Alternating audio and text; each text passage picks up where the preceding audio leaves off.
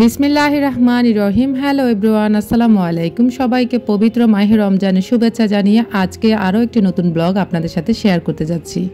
কেমন আছেন আপনারা সবাই? আশা করি ভালো আছেন। আমরাও আলহামদুলিল্লাহ ভালো আছি। তবে এখনও আমার ছেলেটা সুস্থ হয়নি। আপনারা অনেকে অনেক দোয়া করছেন আরফানের জন্য, বিশেষ করে যেন আরফানকে আল্লাহ তাআলা সুস্থতা দান করেন আর কি। তো আরফান এখনও পুরোপুরি সুস্থ না, পায়ের পোলাটা একটুখানি কমছে, আর ওই যে পায়ের যে জায়গাটা ওটা হচ্ছে ঘায়ের মতো হয়ে গেছে, ওইটা আসলে একটু টাইম লাগবে। আমার মনে হয় আরও 15 দিনও সুস্থ হবে না আর কি।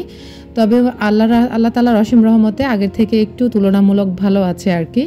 তো ওর হচ্ছে অ্যান্টিবায়োটিক শেষ হয়ে গেছে, আজকে শেষ। আর হচ্ছে এখন বায়োডিন দিয়ে ড্রেসিং করে তারপর হচ্ছে নেবানল যে মলমটা দিয়েছিল ওই মলমটা লাগাচ্ছি।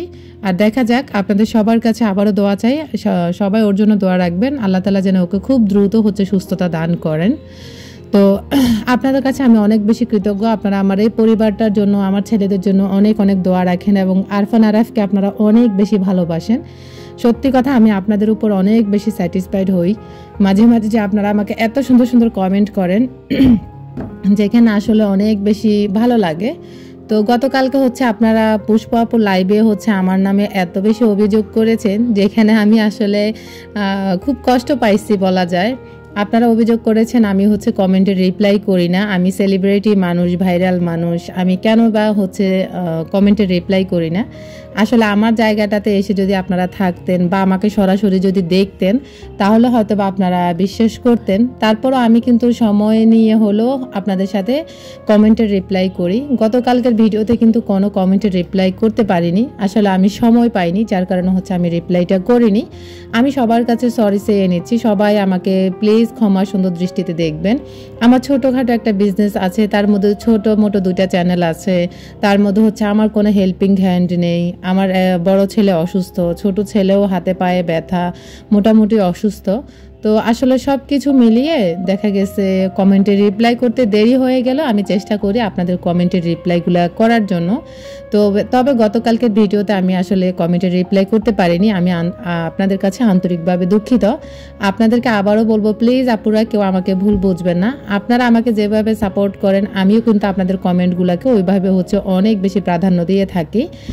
তো যাই হোক, আবারও বলবো, দিন শেষে কিন্তু আমরা সবাই সবার বোন, সবাই সবার হচ্ছে আপনজন, আমরা সবাই সবাইকে সাপোর্ট করব, সবার ভিডিও সবাই দেখব, এটাই তো হচ্ছে নিয়ম।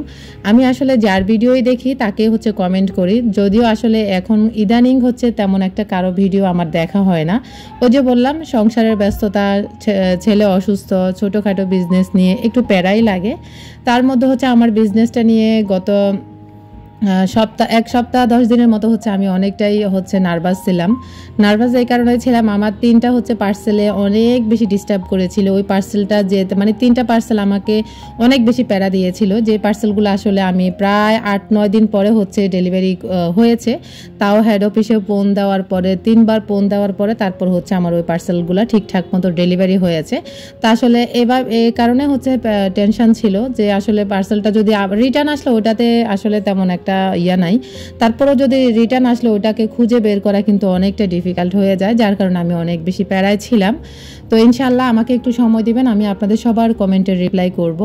এখন আপনাদের সাথে বলি, আপনাদের ভাইয়া হচ্ছে সোনারগাঁও হোটেলে, মানে এখন যেটাকে বলা হয় হোটেল শেরাটন, ওই হোটেল শেরাটনে হচ্ছে কাজ করেছিল, প্রায় 1 সপ্তাহের বেশি কাজ করেছিল ওখানে। তো সারা রাত হচ্ছে ওখানে নাইট করে তারপর হচ্ছে সকাল আবার 8টা বাজে বাসায় চলে আসতো।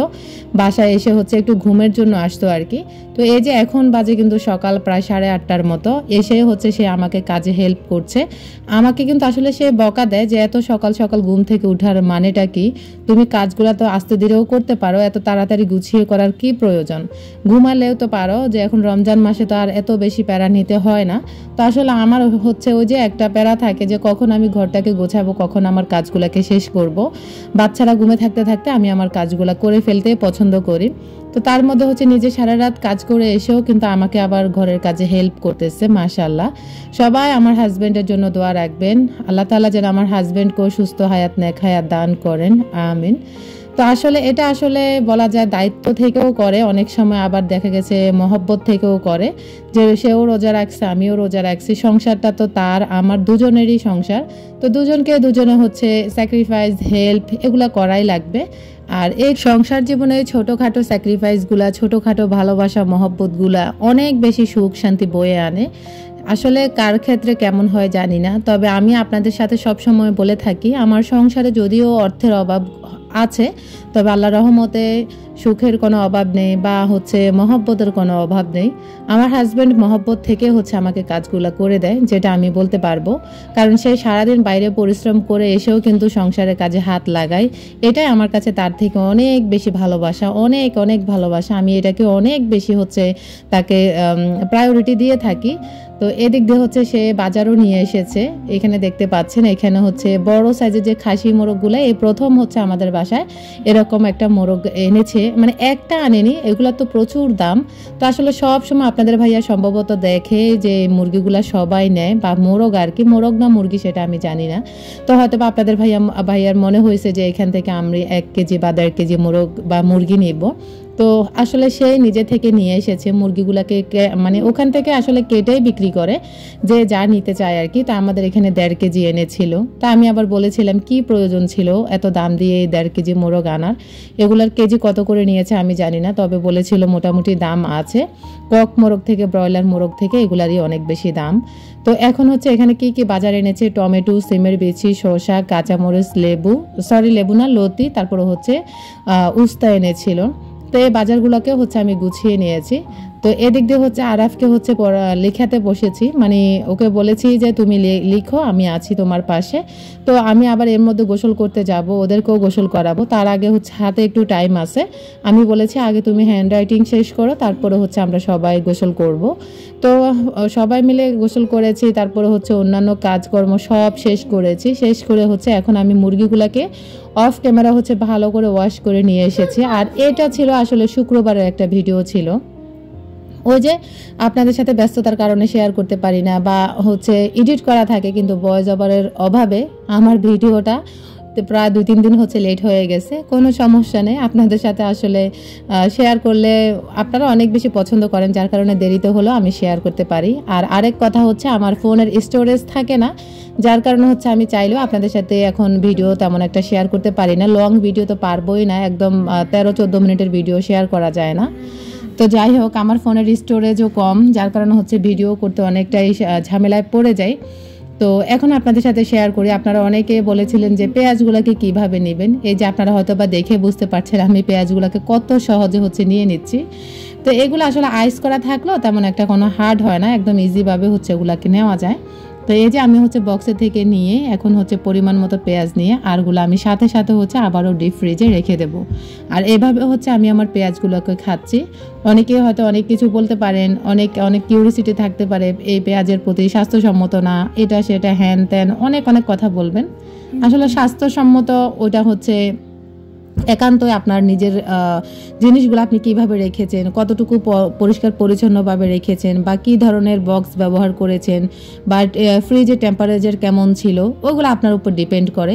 তারপরে হচ্ছে যদি সব কিছু ওকে থাকে তাহলে এগুলো 100% স্বাস্থ্যসম্মত। তা আমি কিন্তু আপনারা আমার কাজের মাধ্যমে দেখে থাকেন আমার সমস্ত সব কিছু পরিষ্কার পরিচ্ছন্নতাভাবে রাখতে এবং কি গুছিয়ে রাখতে, সেই সাথে কিন্তু এয়ারটাইট কন্টেনার আমি ব্যবহার করি আর গুছিয়ে রাখতে পছন্দ করি। হয়তো আপনারা দেখে বুঝতে পারেন আমার কাজের ধরনটা কেমন।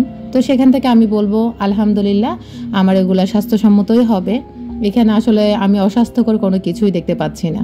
তো যাই হোক আজকে সকাল থেকে হচ্ছে রান্না বান্না সমস্ত সব কিছু একা হাতে করেছি, সাথে হাজব্যান্ডও কিছু টুকটাক শেয়ার করে মানে আমাকে সাপোর্ট করেছে। আর হাজব্যান্ডের সাপোর্ট ছাড়া কিন্তু আমি আজকে এত দূর কখনোই আসতে পারতাম না। তো এই দিক দিয়ে হচ্ছে এখন আমি মোরগটাকে রান্না করে নিচ্ছি ভালো করে, আসলে এটা মোরগ না মুরগি আমি জানি না, যাই হোক। তো এখন হচ্ছে আমি সমস্ত মশলা দিয়ে এখন আমি এটাকে ভালো করে হচ্ছে আগে কষিয়ে নেব। এখন একদম প্রায় আমার মনে হয়েছিল যে আমি গরুর গোস্ত রান্না করতেছি, আর কালারটাও ঠিক ওই রকমই আসছে। আর খেতেও বিশ্বাস করবেন না, মনে হয় যে গরুর গোস্তই খেয়েছি, অনেকটাই মজা লেগেছে। তো অনেকে আবার বলতে পারেন আপু এতগুলা মুরগি মাংস তুমি একসাথে রান্না করে ফেলো। আসলে আমি একসাথে রান্না করি ঠিকই, কিন্তু আমি হচ্ছে এক বক্স রেখে দিই আমার ছেলেদের জন্য, পরের সপ্তাহে খাওয়া যায় বা 2-4 দিন পরে হচ্ছে নামিয়ে ওদেরকে আবারও গরম করে দিতে পারি। যার কারণে আমি একসাথে হচ্ছে রান্না করতে পছন্দ করি, আর একসাথে রান্না করে ওখান থেকে আমি কিছুটা উঠিয়ে বক্সে ভরে ফ্রিজে রেখে দিই। তো যাই হোক, আপনাদের সাথে কথা বলতে বলতে কিন্তু আমি ভিডিওর প্রায় শেষ পর্যায়ে চলে এসেছি। ওভারঅল ভিডিওটি যদি ভালো লাগে, আবারও বলবো, আপনার কোথাও কোনো অংশ যদি একটু হলেও ভালো লেগে যায়, আপনার ফ্রেন্ডস অ্যান্ড ফ্যামিলির সাথে আমার ভিডিও লিঙ্কটা শেয়ার করতে ভুলবেন না। আর কেমন লেগেছে অবশ্যই ভিডিওটি কমেন্ট করতে ভুলবেন না। আজকের মতো এখানেই বিদায় নিচ্ছি। আল্লাহ হাফেজ।